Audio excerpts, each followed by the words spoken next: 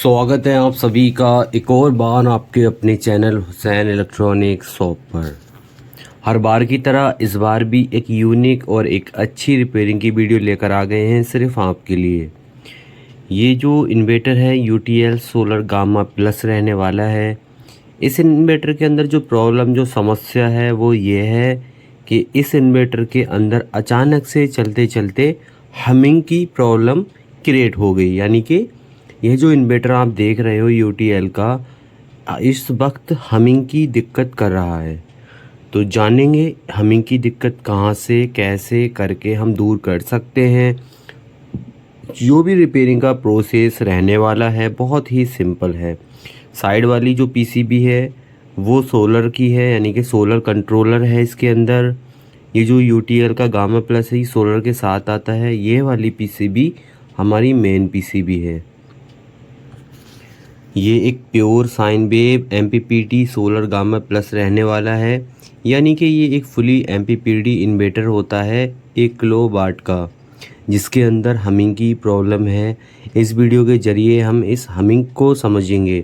अच्छा, एक चीज़ और यहाँ क्लियर करूँगा, यानी कि जो हमिंग की प्रॉब्लम है हर इन्वर्टर के अंदर अलग अलग समस्याएं आती हैं।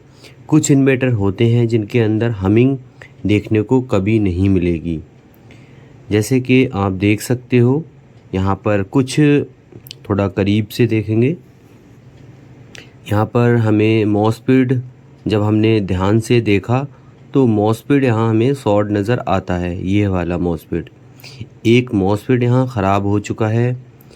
एक मॉसफेट की ही वजह से शायद यहाँ पर हमिंग देखने को मिल रही है।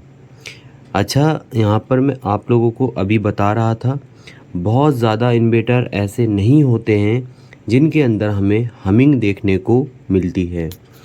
यहाँ पर मैं आप लोगों को एक चीज़ क्लियर करने वाला हूँ इस वीडियो के ज़रिए से। जिस भी इन्वर्टर के अंदर हमें हमिंग देखने को मिलेगी उस इन्वर्टर के अंदर हो सकता है कि ड्राइव IC, यानी कि जो कंपनियाँ, बहुत सारी कंपनी है, ल्यूमिनस है, माइक्रोटेक है, वी-गार्ड है, ये सारी कंपनियां अपने किसी किसी मॉडल के अंदर ड्राइव IC का यूज़ करती हैं। जैसे कि एमरॉन भी एक 33883 IC का यूज़ करती है। अब ये जैसे कि ये मॉसफेट शॉर्ट है तो ये इन्वर्टर हमें हमिंग प्रॉब्लम दिखाई दे रहा है, यानी कि दिखा रहा है। तो इसके अंदर मैं आप लोगों को ये क्लियर करने की कोशिश कर रहा हूँ। जैसे कि ये मॉसफेट शॉर्ट हो गया, ठीक, हमारा इन्वर्टर हमिंग क्रिएट कर रहा है, यानी कि साउंड कर रहा है, वाइब्रेशन कर रहा है। जैसे कि ये बीच वाला मॉसफेट शॉर्ट हो गया। अब हमारा जो इन्वर्टर है वो प्रॉपर जो है पल्स जो हमारी जो माइक्रो कंट्रोलर से निकल कर आती है मॉसफेट की गेट पे, ठीक है। तो वहाँ पर हमें मॉसफेट जो होता है हमारा वो ठंडे से और प्लस से जब हमारा सारा कनेक्शन हो जाता है तो हमें जो पल्स निकल कर आती है गेट की पिन पे ड्राइव जो है जनरेट करके हमें मिल जाती है। तो होता क्या है, जैसे फ़िलहाल तो अभी मल्टीमीटर को आपको ध्यान से देखना है, क्योंकि वीडियो मल्टीमीटर अगर आप जब तक नोट नहीं करोगे तब तक आपको पता नहीं लगेगा। सारे मॉसफेट चेक कर लेते हैं दोनों चारों चैनलों के। यहाँ पर 4 चैनल हैं। तो जैसे मैं जो बता रहा था आपको उस पर थोड़ा सा तवज्जो दें। जिस भी इन्वर्टर के अंदर अगर मॉसफेट शॉर्ट होने पर हमिंग या वाइब्रेशन या किसी प्रकार की झंझनाहट आपको नज़र आती है तो वहाँ पर हो सकता है कि उस इन्वर्टर के अंदर ड्राइव IC यूज़ नहीं की गई हो। तो हो सकता है कि यहाँ पर हमें 1 या 2 या 3 मॉसफेट चेंज करने के बाद हमें ड्राइव दोबारा से देखने को मिल जाए उस चैनल पर। जिस भी चैनल के अंदर यानी कि जिस भी इन्वर्टर के अंदर मॉसफेट शॉर्ट होने पर कोई हमिंग नहीं होती है, किसी प्रकार की वाइब्रेशन, किसी प्रकार की झंझनाहट नहीं होती है, वहाँ पर आप देखना जैसे कि माइक्रोटेक के जितने भी मॉडल आते हैं यानी कि अभी जो लेटेस्ट मॉडल हैं उनमें देखना कि आपको 83202 की एक IC नज़र आती होगी 16 पिन की। और भी बहुत सारे मॉडल हैं, जादू जितने भी मॉडल हैं वी-गार्ड के, उनमें भी नज़र आ जाती है। तो होता क्या है, जब कभी भी हमारे मॉसफेट शॉर्ट होते हैं तो वहाँ पर 83202 IC तुरंत शॉर्ट हो जाती है। तो उन मॉडलों के अंदर जिनके अंदर 83202 यूज़ की जाती है वहाँ पर हमें हमिंग देखने को नहीं मिलेगी। तो वहाँ पर हमें थोड़ा हमारा ज़्यादा नुकसान हो जाता है, क्योंकि ड्राइव आईसी हर बार में एक भी मॉसफेट अगर ख़राब होगा तो ड्राइव आईसी आपकी ख़राब हो जाएगी। बातों ही बातों में हमने मॉसफेट को कर दिया है चेंज, क्योंकि वीडियो हमें ज़्यादा लंबी नहीं बनाना है, जो मुद्दे की बात है वही इस वीडियो में हमें कवर करना है। तो हमने जो है एक मॉसफेट चेंज कर दिया है और उसकी गेट पे लगी जो रेजिस्टेंस होती है उसको चेंज कर दिया है। रेजिस्टेंस आप 22 ओम से लेकर 100 ओम, यानी कि 22 ओम से लेकर 100 ओम्स तक आराम से आप यहाँ यूज़ कर सकते हो इस वाले मॉडल के अंदर। ज़रूरी नहीं है आपके पास एग्जांपल इसके अंदर निकलती है 47 ओम्स की और आपके पास नहीं है 47 ओम, ठीक है, तो कंफ्यूज होने की ज़रूरत नहीं है। अगर ये है मॉडल आपके पास आता है तो आप बेझिझक 22 ओम से लेकर 100 यानी कि 100 ओम तक किसी भी प्रकार की रेजिस्टेंस का यूज़ कर सकते हैं।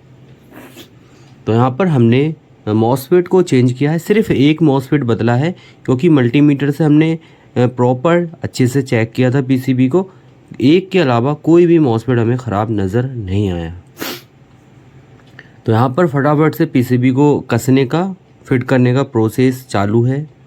आप लोगों को मैंने वो जानकारी दी है इस वीडियो के ज़रिए से, वह बताने की कोशिश की है जो मैकेनिक भाई, जो अभी के नए मैकेनिक हैं उनको मालूम नहीं होता है, और जो बहुत ज़्यादा एडवांस लेवल के मैकेनिक हैं वो यह सारे पॉइंट या सारी बातें छुपाते हैं। वह नहीं चाहते हैं कि हमारे जो नए मैकेनिक हैं उनको किसी भी प्रकार की हेल्प मिले, बट हमारा मोटिव रहता है, आप अगर हमारी वीडियो पर आकर अपना कीमती समय हमारे चैनल को दे रहे हो तो हमारा कर्तव्य है आप लोगों को अच्छे से गाइड करना, आप लोगों को वह बातें बताना जो आपके रिपेयरिंग करने में बहुत ज़्यादा हेल्प साबित करें। जैसे आपको मैंने इस वीडियो के ज़रिए से ड्राइव आईसी और नॉर्मल इन्वर्टर में फ़र्क बताया। जिस भी इन्वर्टर के अंदर ड्राइव आईसी होती है वह इन्वर्टर हमिंग या वाइब्रेशन या किसी भी प्रकार की जो झंझनाहट वगैरह उत्पन्न नहीं करते हैं। वो इन्वर्टर अगर वाइब्रेशन करता है, हो सकता है वहाँ पर ड्राइव आईसी का यूज़ ना किया गया हो, तो जिसमें ड्राइव आईसी का यूज़ नहीं किया जाता है उसके अंदर थोड़ा कम खर्चा आता है। तो अब फटाफट से माइनस प्लस को कनेक्ट कर लेते हैं और देख लेते हैं हमारा इन्वर्टर कंप्लीट हुआ है या नहीं। तो डिस्प्ले वगैरह जलने लगी है, बट अभी उजाला यानी कि रोशनी बहुत ज़्यादा है, जिसके वजह से हमें डिस्प्ले क्लियर नहीं दिखेगी। डिस्प्ले ग्रीन कलर की जल रही है जो कि एकदम ओके है। एलईडी बल्ब अच्छे से ग्लो होने लगा है। एलईडी बल्ब की अगर आप देखोगे तो थोड़ा डिपर मारता दिखाई देगा, बट ऐसा नहीं है, ठीक है, इस चीज़ को इग्नोर कर देना। तो यहाँ पर प्रॉपर हमारा इन्वर्टर रिपेयर हो चुका है। हमने सिर्फ एक मॉसफेट को चेंज करके, एक हमने रेजिस्टेंस को चेंज करके अपना इन्वर्टर कंप्लीट कर लिया है। कभी कभी बहुत सारे मैकेनिक भाई ये जो सेक्शन है ये हमारा सोलर का है, इसको नहीं छेड़ना है। तो वीडियो हमारी कंप्लीट हो चुकी है। जो हम जानकारी देना चाहते थे हमने मुकम्मल तौर पर आप लोगों को पूरा यानी कि जो सच है वो इस वीडियो के ज़रिए से बताया है। तो वीडियो आप लोगों को कैसी लगी कमेंट करके बताना। मिलते हैं एक और नई वीडियो।